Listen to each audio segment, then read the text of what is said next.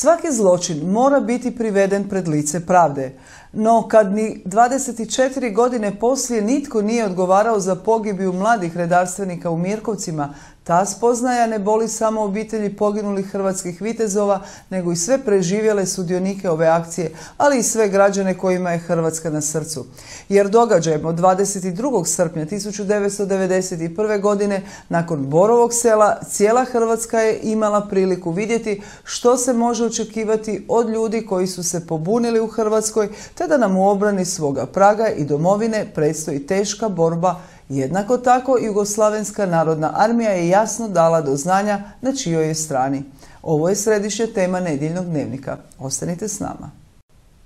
U organizaciji Vinkovačke HVIDRA-e i koordinacije udruga proizašlih iz Domovinskog rata grada Županje, u Mirkovcima je održan skup sjećanja na 12 redarstvenika koji su mučki ubijeni 22. srpnja 1991. godine. Uz 12-toricu mučkih ubijenih branitelja, veliki broj branitelja je u ovoj akciji bio ranjen. Skupu su nazočni bili obitelji poginulih, suborci, predstavnici županije, gradova i općina.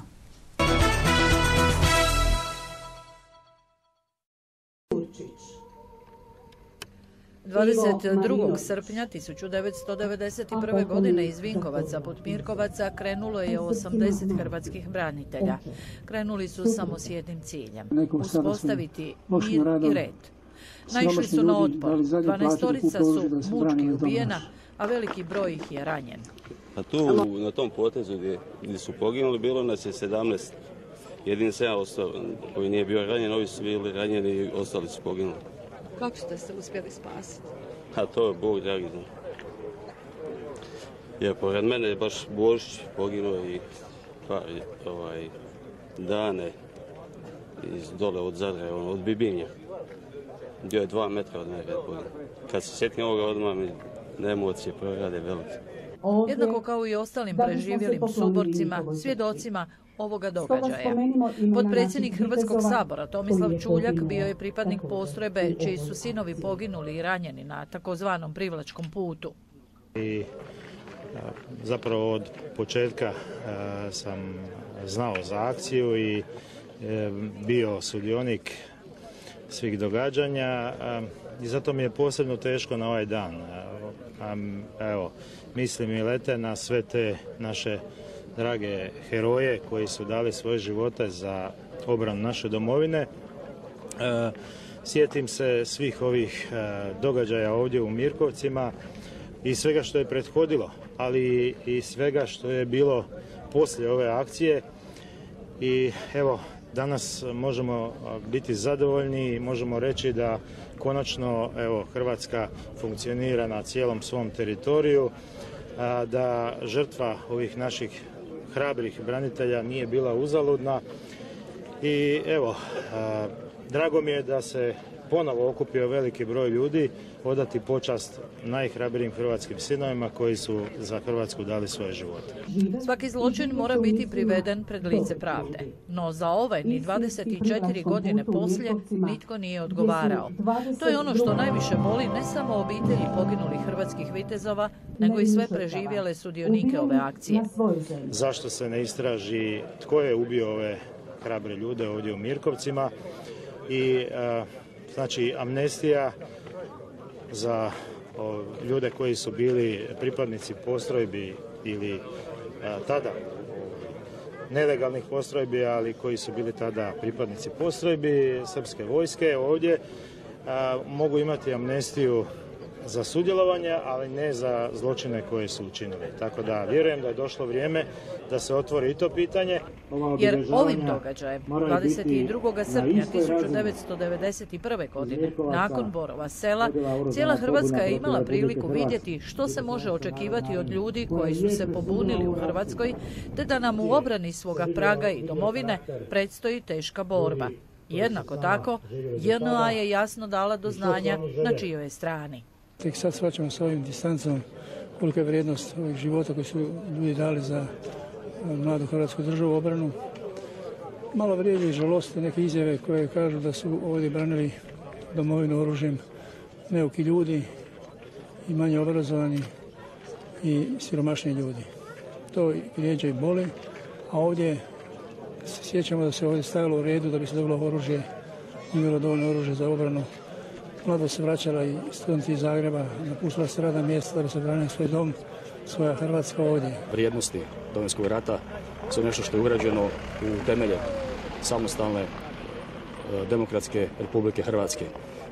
Svaka uređena država, pa tako Republika Hrvatska, vodi računa o svojim ratnim vojnim veteranima, pripadnicima obrambenog Domovinskog rata, jer su to određene ne samo vrijednosti, nego to je jedna žrtva koja je svima omogućila, koji danas živimo u slobodnoj Republici Hrvatskoj, boljitak, razvoj demokracije i svih onih standarda i vrijednosti koje demokratski sustavi diljem svijeta uvažavaju. Ovakvi memorijali, ovako obilježavanje u svakom slučaju trebaju se i dalje nastaviti, podići ako ikako moguće, vjerujem da je moguće i da postoji htjenje volje na jednu višu razinu, jer nije samo stvar ovoga da se vrijeme Domovinskog rata, vrijednosti žrtve palih hrvatskih branitelja za slobodnu domovinu prisjećaju, nego jednako tako te vrijednosti treba prenositi na mlade ljude i graditi jedan dio digniteta Domovinskog rata i vrijednosti ljudi koji su sebe dali za slobodnu demokratsku Republiku Hrvatsku. Unatoč stalnom isticanju da se žrtva ne smije zaboraviti i sve ono što su dali u stvaranju Hrvatske države, branitelji ponekad kažu da se možda ipak moglo više učiniti.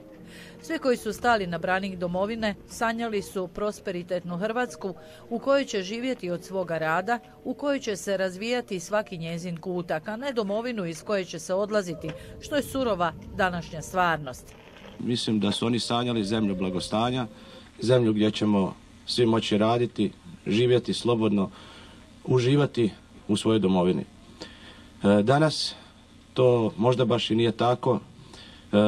Oni su sanjali da će se naši ljudi koji su morali ići trbuhom za kruhom u daleki svijet vratiti u Republiku Hrvatsku i živjeti ovdje i ovdje raditi. Međutim, te neke stvari koje su se događale nekada prije, opet se danas događaju.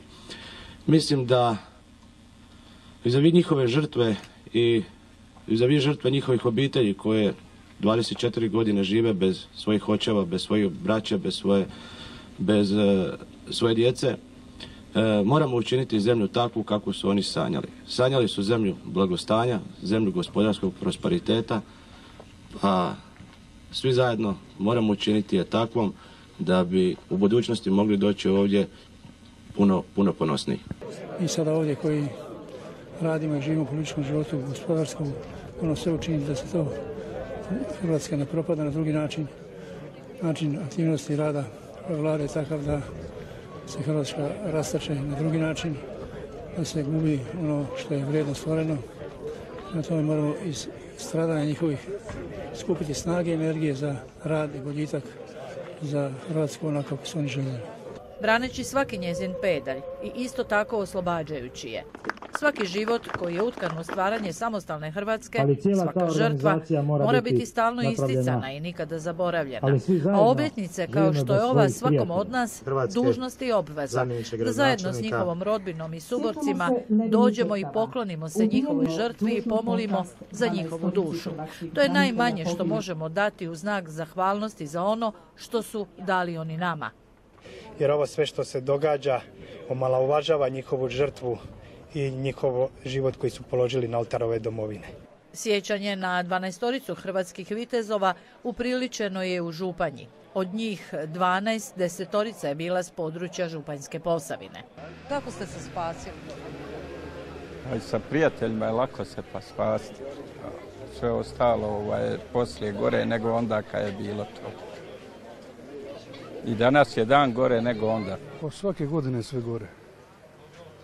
I to je jedino što je ostalo tako što se vidimo. Svake godine sve teže i teže pada, ne znam.